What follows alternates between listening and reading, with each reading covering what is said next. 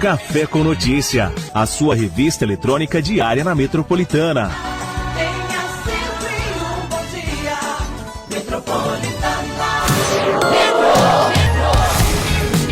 11 horas e 27 minutinhos e hoje, dia 19 de maio, é dia do defensor público, que é uma figura muito importante aí para defender realmente as pessoas que não têm condições de pagar um advogado, né, Marcela Arruda? Agora, ontem a gente teve uma data também muito especial, que foi o Dia Nacional de Combate ao Abuso e à Exploração Sexual de Crianças e Adolescentes. E a gente já está ao vivo aqui com o psicólogo, com o especialista em comportamento humano, com mais de 39 anos e há 15 anos atuando na profissão. Pode entrar, mas... né? Que é o nosso querido Dr. Alexander Bez, que vai conversar conosco sobre esse assunto tão difícil que é a exploração e o abuso sexual da criança e do adolescente. Muito bom dia, doutor. Tudo bem por aí? Querida, obrigado. Um abraço a você, todo o pessoal da produção, a todo o pessoal da Metropolitana. É, como sempre, um prazer dar entrevista aí pra você. Muito frio, né? Nossa Senhora! Então, vamos caprichar muito aí no Café com Notícia, bastante café. Pra esquentar os corações. Nossa, maravilha. Com chantilly, leite, canela. Ai, que delícia! Já tá me dando vontade de um cafezinho desse, ó. Ô, doutor, mas é um assunto realmente ainda sério, ainda muito premente. A nossa sociedade é uma sociedade que fustiga realmente ainda a criança e o adolescente nesse aspecto, né? Da violência sexual, né? Verdade. A gente tem que entender é que quando acontece esse tipo de situação, para o agressor sempre vai ser recorrente, né? Porque eles têm esse tipo de, seja uma agressão física, seja uma agressão emocional, seja uma agressão de um outro porte, principalmente uma agressão sexual, usualmente é irreversível. Esses agressores, os caras que realmente ali agridem ou violam ou molestam crianças, são pessoas irrecuperáveis.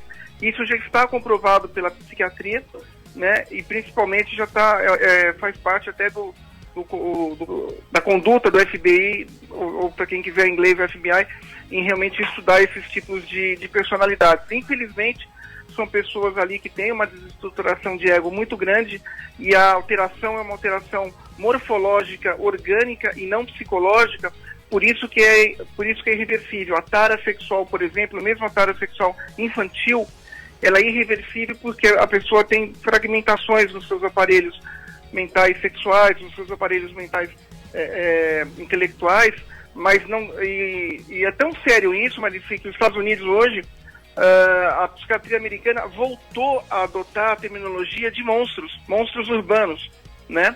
Para você ter uma ideia de quão sério que é isso, uma terminologia que já não estava sendo praticada ali desde os anos 90, mais ou menos. Então eles voltaram, né? Os grandes autores americanos, os grandes psiquiatras, os estudiosos voltaram. Então, assim, a criança e o adolescente precisam de muita atenção, de muito amparo e principalmente escutar. Eu acho que escutar o diálogo da criança, escutar o diálogo do adolescente quando ele fala alguma coisa é essencial e dar crédito a esse diálogo para que as sanções e as punições ao autor das agressões ou das molestações possa ali ser encaminhado para as punições devidas.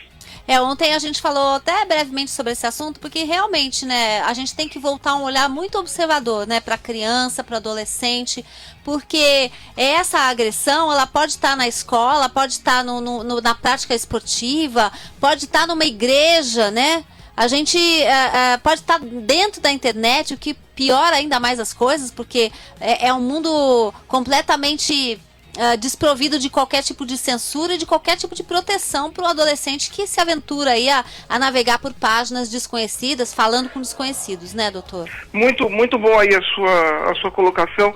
Sim, a internet é um mundo, né? É um mundo, se você não tiver ali algum filtro, se você não tiver ali uma certa malícia positiva que eu digo, você pode realmente entrar ali por alguma situação ali que vai te trazer algum tipo de conflito, algum tipo de consternação futura.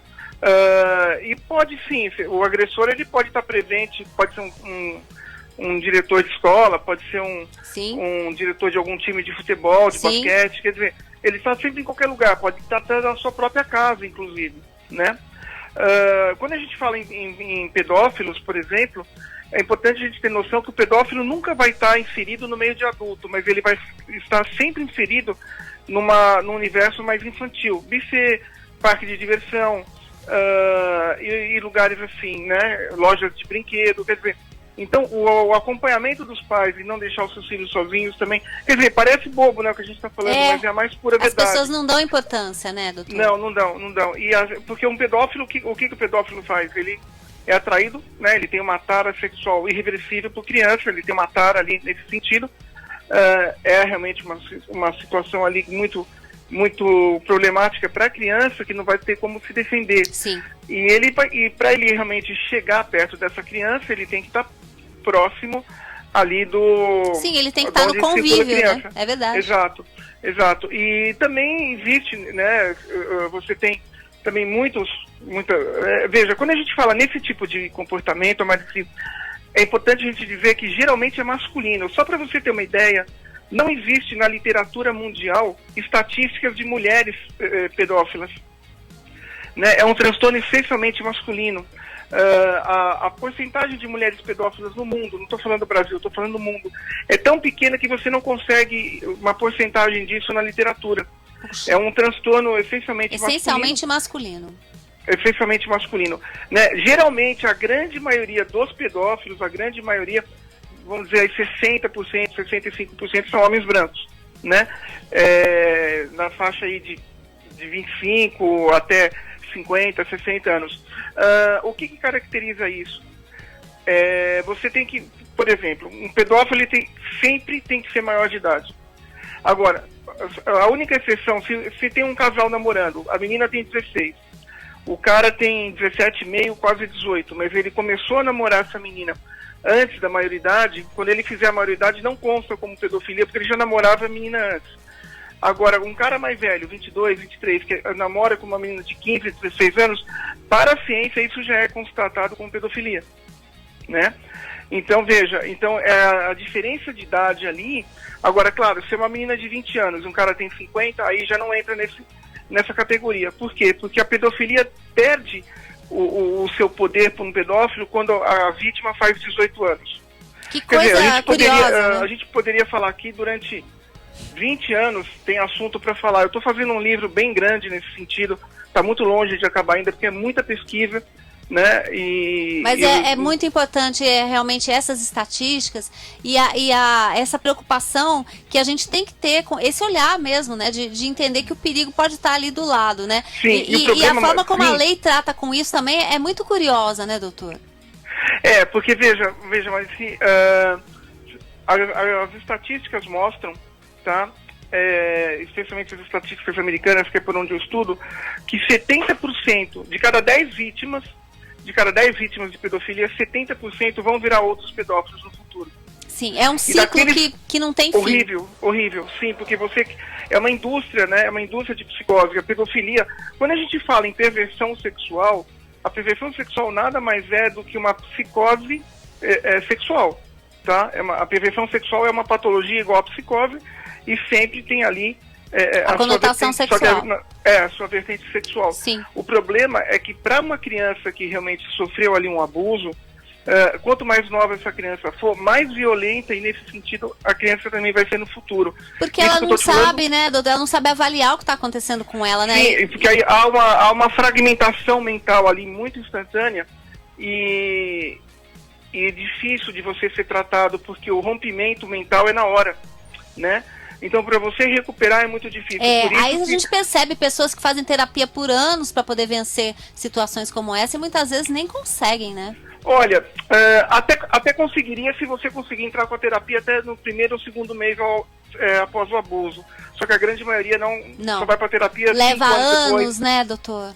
Leva anos para poder ter coragem de contar. Sim, porque a criança tem que brincar, tem que ter amor ali, quer dizer, fazer os seus afazeres no dia a dia, infantis mesmo. Tem que ter uma linguagem, né? Não um comportamento realmente erotizado, não um comportamento mais no sentido sexual. Então a criança tem que ter uma criação, uma formação tranquila, para que realmente, quanto menos conflito no futuro ela tiver. E esses dias de combates, acho que essas datas são importantes, mas para a conscientização das pessoas, né?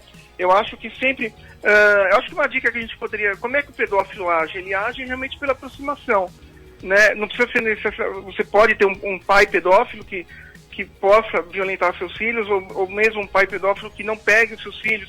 E quando a gente fala em pedofilia, a gente não fala em orientação sexual.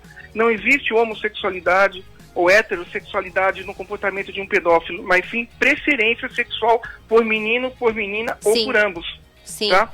Isso no mundo da pedofilia. Da pedofilia. O problema é que, às vezes, você tem ali esses tipos de pedófilos, que não seja necessariamente o pai, mas pode ser um tio, pode ser um primo, e as estatísticas mostram que, quando não é um caso de rua aleatório, a grande maioria realmente vem de parentes, sejam eles em determinados graus, alguma coisa assim, nesse sentido. E o pedófilo ele tem que estar perto, então ele ganha a confiança dos pais, em primeiro lugar. Para quê? Esse é o principal MO de ataque de pedofilia.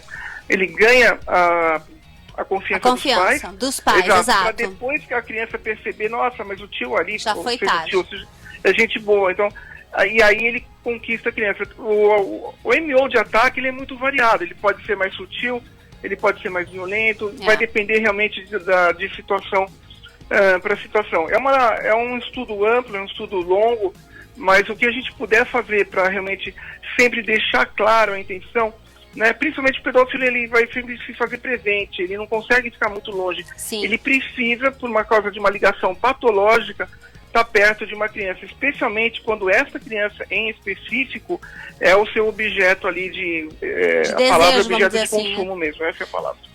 Infelizmente. Aqui em Mogi teve um caso recente de um pastor aí de uma igreja evangélica que estava aliciando crianças. Ele chegou a fazer 7 vítimas. Depois que foi descoberta a situação, ele fugiu e deve estar sendo procurado aí pela polícia. Aqui no bairro... que seja pego e condenado nos mais altos... Falso pastor, né, Marcelo tá falando. Mas é isso, Marcelo. Às vezes a mãe em confiança fala, puxa, tá tendo uma educação religiosa, olha que bacana, né? E não é nada disso, então eu tenho que ficar com um olhar muito atento. Nós temos um vereador também, né, no Rio de Janeiro, que foi acusado agora de gravar imagens, enfim. Então, na realidade, deputado, vereador, não lembro agora, não vou falar o nome do cara. Mas assim, então a gente tem aí várias... Porque, veja, a formação do cara, seja ela religiosa, não religiosa, acadêmica, não acadêmica, ou seja, qual profissão esse cara tiver... Não é isso que vai impedir, isso não dá o caráter, isso te dá a habilitação de você exercer uma profissão. Né? Então o fato de o cara ser um pediatra, por exemplo, não exime de ser um pedófilo. Né? É verdade. É muito complicado, é uma patologia muito séria e que cria outras patologias nas suas vítimas. Né? E o grande problema, Marici, dessa estatística que eu te falei, que é uma estatística que é presente no FBI, de cada 100 vítimas, 10 vítimas, 70% viram outros pedófilos, e aqueles que não viraram, os 30% que sobraram ali, os 20% podem realmente virar, não necessariamente pedófilos, mas podem virar outros, pode ter algum tipo de psicose, algum tipo de psicopatia em um outro sentido. Então é muito complicado isso. É um ciclo que não tem fim, né, doutor? Não tem. Quando é que fica pronto, então, esse seu livro para a gente poder saber um pouquinho mais sobre o assunto, se aprofundar? Esse livro, na realidade, é uma coleção. Eu acabei um agora, no 7º livro. Só vou falar, não posso te dizer por uma questão contratual aqui do que se trata. Tranquilo. Mas esse da pedofilia é uma coleção, esse eu posso falar. É uma coleção que chama Coleção Monstros Urbanos. São 3 volumes longos. Eu não saberia te dizer quantas páginas, 600, 700, ou até um pouco mais, onde eu trato da pedofilia, assassinos e estupradores. Muito bacana. Primeiramente, a gente vai lançar esse livro fora do Brasil. Eu já estou com um contrato com uma editora americana para este livro, quer dizer, para essa coleção. Mas como eu te falei, é muita pesquisa. E com a pandemia, ele atrasou um pouco, porque isso requer viagens para lá, para estudo, pesquisa. Né? E a gente está tentando também fazer entrevistas com personalidades nesse sentido, quer dizer, personalidades negativas, criminais que foram condenadas. Isso demanda uma série de autorização. Dá muito trabalho. Então seria muito interessante a gente conseguir entrevistas com autores desse sentido, ver o que as pessoas falam, né? Quer dizer, esses autores que foram alguns condenados para prisão perpétua, outros para pena de morte, quer dizer, a gente poder entrevistar esses caras, seria muito rico para o material. Sim. Né? Mas isso depende de autorização ali, a minha outra assessoria literária está tratando disso, mas é uma obra longa porque é muita pesquisa, Marici, às vezes, veja, você trabalhar num livro 10 horas, 12 horas, 13 horas num dia, eu posso te falar que tem dia que você não consegue fazer um parágrafo. Mas é verdade, às vezes não, né? não rende tanto quanto a gente gostaria, mas é um trabalho fundamental também. Acho que a minha orientação literária é sempre uma orientação literária no sentido da autoajuda. Eu escrevo basicamente para as mulheres, né? Tem algumas obras que são para ambos os sexos, como essa que eu acabei agora, mas as minhas obras mesmo geralmente são de relacionamentos, no sentido de matrimônio, para a mulher se sentir melhor. Eu terminei um livro agora muito legal de beleza, que eu estou adicionando alguns capítulos. Ele já foi lançado, mas ele vai ser relançado de novo com outros adendos ali, que é um livro que eu trato a autoestima da mulher. Eu mostro como é que a mulher tem que ficar bonita e o processo de beleza vem de dentro para fora, e não ao contrário. Então, uma mulher bonita vai conseguir falar não a uma agressão, ela vai conseguir falar não a um companheiro agressivo, ela vai conseguir falar não a uma situação de humilhação. Independente da sua composição física, o importante é que esteja bem por dentro, né? Perfeito. Então, acho que essa é a minha literatura principal. Mas tem muitas coisas ainda para a gente escrever. Eu acho que é a minha missão, né? É o meu papel, acho que é orientar as pessoas. E se a gente pode fazer isso também em livros, eu acho que você consegue atingir mais pessoas positivamente, assim falando. E mesmo numa conversa como hoje, por exemplo, como eu disse com a sua, que uma pessoa foi afetada positivamente, para mim é o meu maior prazer, eu já fico contente, sabe? Com certeza. Doutor, então, por favor, deixa o seu contato, suas redes sociais aí, para o pessoal que quiser conhecer melhor o seu trabalho, poder seguir. Alexander Bess Oficial, o Instagram tem tudo ali. Alexander Bess Oficial, é com X-A-N-D-E-R, Alexander. Mas isso é cultura. E Bess, B-E-Z, gente, oficial. Que o pessoal, às vezes a gente fala assim, a pessoa não tem tempo de anotar, né? Mas tá certinho. Não, claro. É só entrar lá no Alexander Bess Oficial, tá todo o trabalho lá do doutor para você seguir, para você saber um pouquinho mais sobre exploração sexual, sobre toda essa questão aí da psicologia e ficar atento, né, gente? Porque a gente cuidar dos nossos filhos é nossa obrigação mesmo. Eu acho que a observação, Marici, acho que uma dica que é importante que a gente pode dar aqui é os pais observarem o pedófilo ou o molestador sexual. Ele tem um olhar muito penetrante em relação à criança. E quando ele estiver perto da criança, automaticamente ele vai mudar o seu tônus muscular, ele vai mudar a sua postura, onde você não tem como deixar de notar que alguma coisa mudou nesse cara. São mudanças pequenas, sutis, mas né? Com observação e principalmente uma frequência. Prestar atenção na frequência com qual esse parente ele está mais presente nas crianças. Ainda em relação às crianças, quando tem uma violência em casa, a primeira dica que eu posso estar dando aqui para você e para todos os nossos ouvintes da Metropolitana é a diminuição da capacidade escolar. Então, quando a criança sofre um abuso em casa, né? Sim, a primeira coisa que acontece é uma diminuição das notas. Isso é clássico em psicologia. Olha, isso gente, é clássico. É isso aí. Então, seria um pedido de socorro que a criança emite não verbalizado. Essa acho que seria a principal dica, quer dizer, porque a gente sabe que o programa não dá para falar 10 horas, então acho que é muito importante. Mais funcionais, mas acho que essa é uma principal dica. Quando a criança, veja, porque quando uma criança tem diminuição escolar, ou se ela não tiver problema ocular, ou seja, se ela não tiver problema de vista, isso é muito comum, acontece especialmente no Brasil. Se ela não tiver problema de audição, e não foi detectado tanto a audição como os olhos, aí, se ela não tiver nenhum problema cognitivo, de algum transtorno de aprendizado, a quarta opção, fatalmente, acredite, a quarta opção é realmente alguma avaria em casa. Se não é realmente um abuso, pode ser um comportamento violento em casa, até do pai em relação à mãe, ou uma família mais desestruturada, mas sempre essa sintomatologia vai ser reverberada através de um caimento escolar, sempre. Doutor, muito obrigada pela sua participação, viu? Mas sim, um abraço a você, todo o pessoal da Metropolitana, eu que agradeço. Obrigado. Muito obrigada e até a próxima.